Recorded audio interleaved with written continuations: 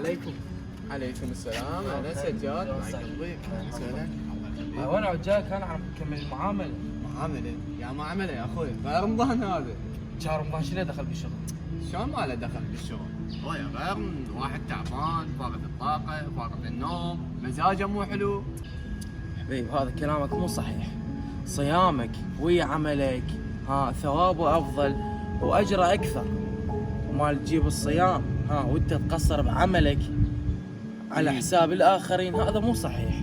ما يجمع اخوي، في مال الله ودعناه. اخوي معاملتك ورا العيد تعال.